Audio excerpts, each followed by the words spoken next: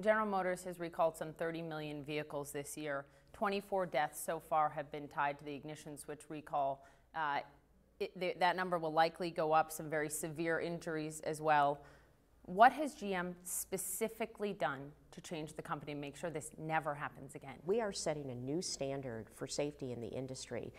We are working not only within the company and the work that we've done with the product integrity organization to really drive a systems engineering focus, greater levels of validation and testing, also driving that into the supply base. So as I look forward, we'll continue to see improvements, but we'll always continue to do the right thing. If we become aware of an issue, we're going to take action. You're going to know about it this time.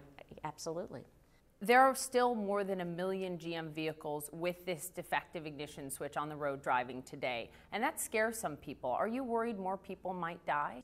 And we're trying to make sure that people know if they drive with just the key, that the vehicle is safe to drive. And we've done extensive testing, and that's been externally validated. But then we're also working to reach out. We have enough parts to fix every single vehicle, so our big push now is to get everybody in. You have repeatedly said in congressional testimony to us, the media, GM is doing the right thing.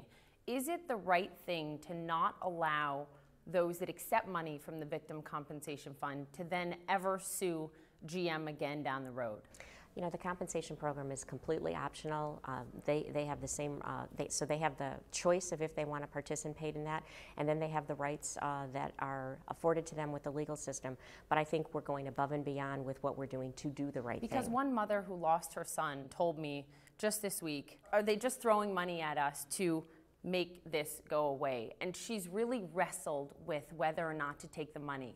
I've talked to individuals that are affected. If I could turn back the clock and change what happened, I would, but I can't. So what I need to do is focus on doing the right thing for those that have been impacted and doing the right thing within the company of how we're changing and improving the way we do validation and testing, driving that into the supply base to make sure that we are the industry leaders. But why not also allow them, okay, we're going to pay you for what we did wrong and we're sorry.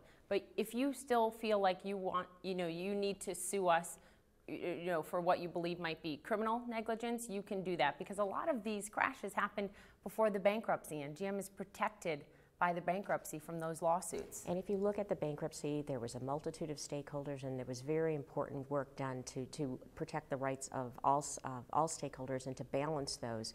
So that stands. Again, when we look at this is something going above and beyond. And I think if you get into the details and if there's questions, talk to Ken Feinberg. I think you can understand it's being done very appropriately with all the right intentions to do the right thing.